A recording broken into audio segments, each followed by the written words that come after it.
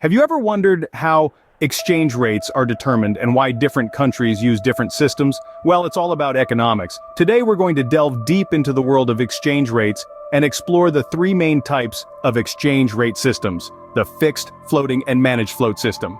First up on the list is the fixed exchange rate system. This is a regime where the value of a currency is matched or pegged to the value of another currency, or to a bundle of currencies, or to another measure of value such as gold. It offers stability and predictability, making it attractive for countries with weaker economies. However, it does come with its share of disadvantages. For instance, it requires a high level of reserves to maintain the peg, and it can lead to an overvaluation or undervaluation of the currency.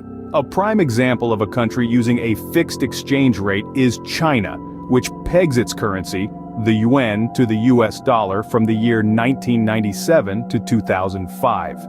Moving on, we have the floating exchange rate system.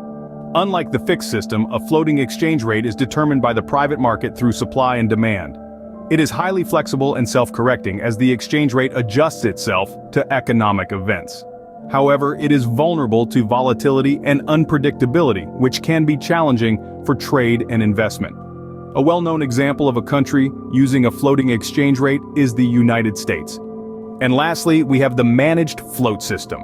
This is a hybrid of the fixed and floating systems.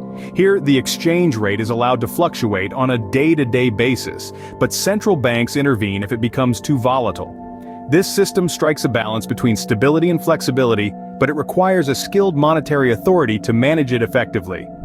An example of a country using the managed float system is Singapore. In conclusion, the type of exchange rate system a country chooses depends on a variety of factors, including the stability of their economy, their level of reserves, and their ability to manage volatility. The fixed exchange rate system offers stability, but requires a high level of reserves. The floating exchange rate system offers flexibility, but is prone to volatility. And the managed float system offers a balance of stability and flexibility, but requires a skilled monetary authority. So the next time you're wondering about the exchange rate of a country, remember it's all about economics.